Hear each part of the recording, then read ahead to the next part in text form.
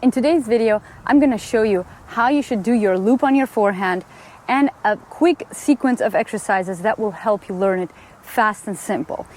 Now, this is a generic set of exercises. If you would like a tailored set of exercises, I am so happy to announce that now we have a website where you can reach out to us, and if you would like us to take a look at your strokes, we can give a video analysis and a lot more. So please feel free to reach out. We're going to put the link to our website in the description. Just remember that personalized advice is much better than any generic advice. First, I'm going to show you how a loop looks. In general, you have to remember that the end of your backswing is when the bottom of your racket is pointing towards the direction where you want to hit. So no matter what backswing you make, as long as you have the end of your racket pointing towards the direction where you want to hit, that means that the top of the racket is furthest away at the moment. That means that you get maximum acceleration. So no matter if you do a straight backswing, which is just like taking your racket back and then swinging, or having the loop happen, it doesn't matter as long as you go through that phase. So this is really important to remember, and that is what we're gonna base our technique of the loop on. So in any exercise that you do, you must remember that you have to go through that phase. No matter if you do the pat the dog position in the end of your backswing or you have it more straight, that absolutely doesn't affect the fact that the end of your racket is pointing towards that direction. Of course, you don't want to overdo it. That way, you see, if I'm hitting over there, if the end of my racket is pointing there now it is harder to make contact, a more clean contact, I would say, and I have an unnecessary movement. But that's not what the video is about. So let's get back to the loop. So the loop happens when you take your racket back and now you drop your racket head with a kind of half a circle movement, and then you swing it forward. Now again, the difference between a straight backswing is if I just have to take my racket back straight, stop it, and then I would swing from here, or a loop is when I take my racket back with having my racket head a little bit higher up, then I drop it here, and then I hit. Now, how do we learn to do this drop? That's exactly what we're gonna talk about today. All right, so here I have a ball. I need to place my wrist right at the level of this ball. I take a racket in my hand, and now I'm trying to make a circular motion around this ball. That's the step one. So now, when I'm going above, I'm trying to have the racket face pointing at the ball, and then here it's pointing kind of forward. And by turning it, I make it like this. Now remember what I told you, right? When you have to have the end of your racket pointing towards the direction where you want to hit. So I would have to increase this movement to make it better.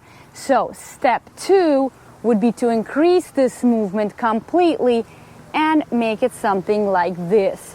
And I'm doing the same thing.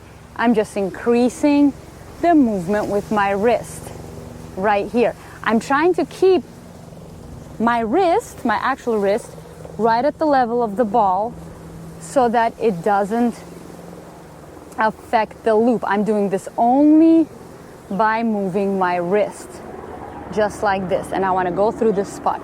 Again, if you want to do the pat the dog position, you would want it more closed, and then you come over from here. Now, when you did that, you have to remember that whenever you do a real backswing, you have a unit turn or a take back, right? Like you turn your upper body. Now you still stay here, and we got to stage 3.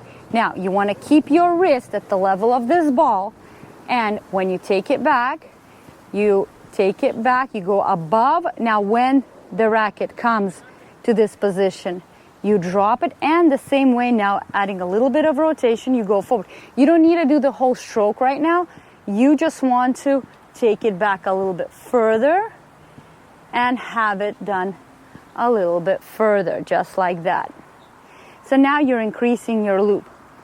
Once you did this and you feel a little bit more comfortable with it, it's time for stage 4. Now, I would like to tell you that this ball is not a target, is not a visual point where I think that I'm gonna hit it. It's just there that I bring my racket head above and below it, all right? So if I were to hit the ball, I would want to, obviously, I would show you something from here, but we'll get to that later. So now, stage 4, you take your backswing, you keep your racket head up. Now you want to drop it, and as it drops, you kind of pick it up and you swing.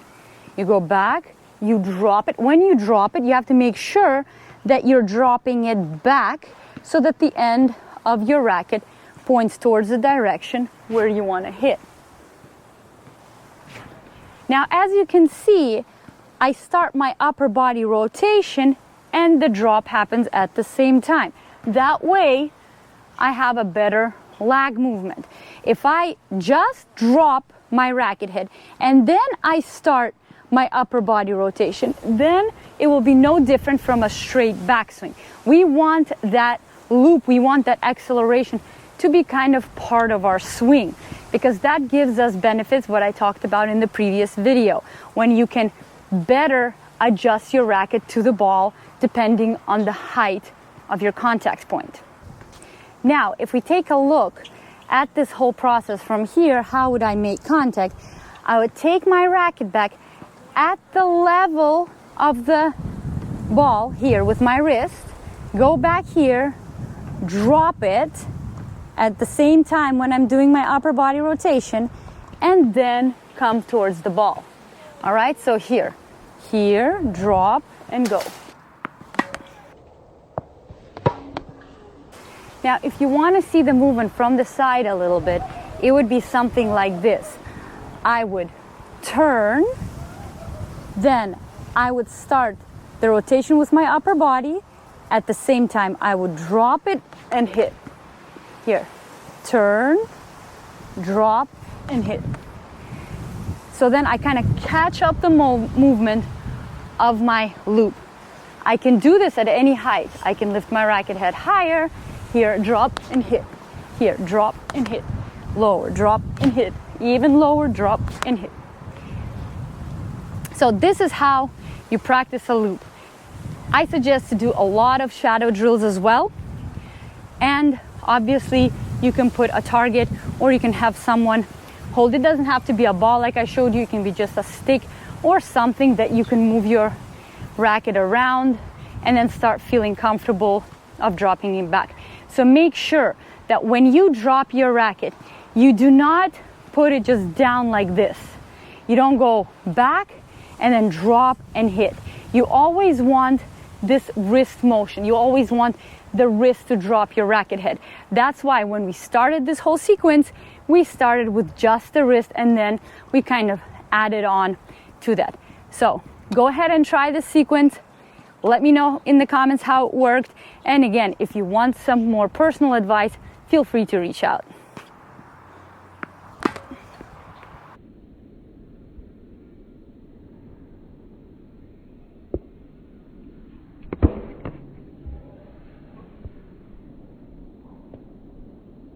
Hope you enjoyed this video. Please like and subscribe, and we'll see you guys soon.